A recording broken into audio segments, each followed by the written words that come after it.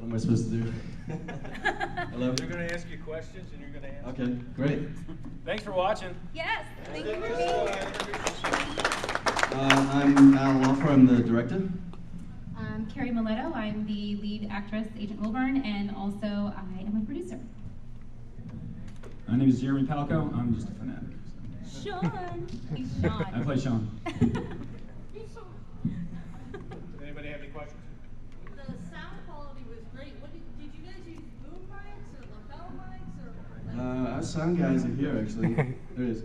Oh. Yeah. Yeah, it's a combination of shotgun and lavalier mics. Unfortunately, we had compromised locations, so we got the best we could, but it was all chef's mics here. Where'd you get the police station? Yeah, that's a bit of a secret because it's a secret location beneath the Gulfstream Casino in Hollywood. So we gambled. Yeah, the actual is the security level at the casino. Well, there's two locations because technically the interrogation room. On the basement. Yeah, the basement was actually a completely separate location in West Palm Beach. Yeah. So we tied them together using that elevator shaft. So as you can see, the elevator shaft was at the Gulfstream location, but once everybody went down, that was a complete different location that was all the way up in Lake Worth. So I think it actually looked really good. I think it actually played well nicely. When we saw it together, we were like, oh my gosh. That place had no running water. No running water, no facilities at all. So it was terrible. Awesome. Any other questions? You want to talk about maybe just the film in general? Yeah. At the very end, as they're going through showing his wall, John Wayne Gacy is popping up. How does he tie into this? If you could enlighten me. Xavier's mind. We have our art director here. Where is he? Well, basically, Sean's 200 years old, and we thought it was kind of funny to put some pictures in there from some famous serial killers that he would have killed. Because, his character is kind of like the Dexter of vampires, in that he only kills bad people. So, yeah, actually, this is the sequel to another film we made called So Pretty. I don't know if anybody here has seen it. It takes place on a train in Miami. Good shit. Yeah, it's really good. Go and watch it. SoDarkMovie.com. And yeah, we're actually making a third film, a third and a feature next year. So, definitely for us, and we're gonna take your question next. This film has definitely been a labor of love, and James Williams, our writer, is here, who actually wrote the script. Al Lougher, the director. Say hi, James. Stand up, James. Al Lougher, the director, and James met each other on a website, and he fell in love with the script. James was waiting for the right person to make the script because So Pretty is set on a train, and we got the Miami Metro, and I guess, right, James, so many people had contacted you about making that script, but you were very specific that you wanted it done properly, and Al was able to do it. So it was the meeting of two great minds, and it was meant just to be one short. And what happened was we got such a great reception on So Pretty that James kept writing, and So Dark came out of it. We have a few more, we can move forward webisode-wise, we have a few more ideas there, and we also have a feature that's gonna tell the whole story about Sean that we're trying to also get made. So there's so much happening with us, so we're on Facebook at So Dark the Movie. SoDarkMovie.com is our website, and we're also on Twitter at So Dark the Movie. So please follow us, because the biggest thing for us right now, as it is with anybody in here who's a filmmaker, it's about funding, and it's about the right people coming on board to help us move forward. So we're trying to build up our fan base, and we're trying to make sure that if you guys love it, please friend us, because it shows, and support us, because it shows that there's people out there who want to see what we're going to make. And that is half the battle. So when someone sees that, that's when they say, okay, we want to get behind it. So, what was your question? Oh, I was just gonna, did I see a Bauhaus album in one of the scenes there? Yes. That's his album. And Mario here is our first AD. He was on the last episode of Burn Notice. Yeah. In the scene where Bruce Campbell gets shot, or, right? Was it you? Like a fight scene with Bruce. Yeah. So I wanted to point that out. Yes. What did you shoot your movie? Red Epic. Yes. Yeah. Yes. How long was the project from start to Oh God, the first show. Well, So Pretty we shot in 10 hours. Oh, One day. jeez. One night. It was terrible. One night. We yeah. shot it in one night, and there was 40 setups, I think, we used.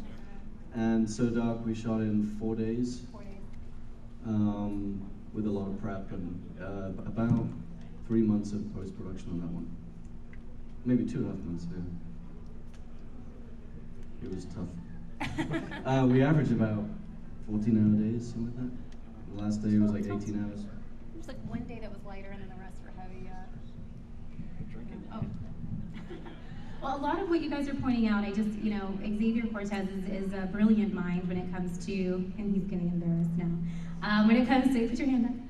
They're all looking at you. A lot of those things that you guys are pointing out that you're catching are details that he did, and I can definitely say, when you're on a budget, the more people you can bring in that have talent in certain areas, it will show in your feature. It will show in your product, you know what I mean? So the things you're noticing are things that sometimes we forget about because we're trying to do things on a budget. So we don't need a set designer. Oh, we don't need, a sound person. We'll just plug right into camera. Oh, we don't need, find those people, make friends with those people, like get those people on your team because those are the things you're noticing, and even when he did it, he said, I got these records. They're like really rare. And we looked at him and said, okay, Xavier, go put them up. What are you doing? And, afterwards, when I saw that last scene and you see Sean's apartment, there's so much detail there for who that character is. And that's because of set design. So take that extra time if you can. I mean, obviously, we couldn't do much set design in our alleyway. That was in busy downtown West Palm Beach. And we were there, I think, were we there on a weeknight? Or I forget. I think it was like a Wednesday night, but there's still clubs all around us. So my husband is a sound guy. It was a Thursday. Thank you, Julie. Julie Kendall, by the way, that's playing our violet, is in the back. Julie, come up here. Come on up. Come up here. Julie's so hot. Yeah, so my husband's a sound guy, so Chris Giles is that's who that is. Think about your sound people. Because I'm married to one, I can think about that. Try to scope your locations as much as possible before you shoot there, and the more you can lock your locations is so great, right? Because the times that we had are completely locked, it's just us there, those were the smoothest days we had, obviously. The ones where you don't have any control over, we get to the casino and they have music playing, and we're trying to do everything in the elevator, we hear pooch, pooch, pooch, pooch, and we're like, oh my God, how are we gonna do this dialogue? So, yeah, so we made it work, but I think that speaks to the value of trying to scope your locations as much as possible before you shoot at all different times of the day and night. So go when you will be shooting. Any other questions? Can you just pop up to these places and just start shooting, or do you need some yes, some no, I guess? Yeah, we had to get pull permits. The casino, we didn't have a permit for that. We just showed up and took over. No, actually, my friend works there, so it's all about who you know. And I called them up and said, "Can we use your security floor?" And they were pretty cool with it. But yeah, most of the places we had to get permits. West Palm Beach is actually really good for permits. They're really helpful and they don't cost anything. So. So the couple over here that made the earlier movie, you had trouble with police showing up and Oh, really? when they were hanging a girl, it's Yeah, we actually had the police on set, on the alleyway scene. Whenever you have guns. We paid for the police to come out. Because even with the gun that we used was actually a BB gun, and all the effects were added digitally, and we still had to get cops out there, even if it was a fake gun. So somebody walks by and they see somebody shooting somebody in the alley, a vampire, saying, We don't get shot. Yeah. All right, I hate to cut you short here, but I guess. Yeah. All right, great, thank you.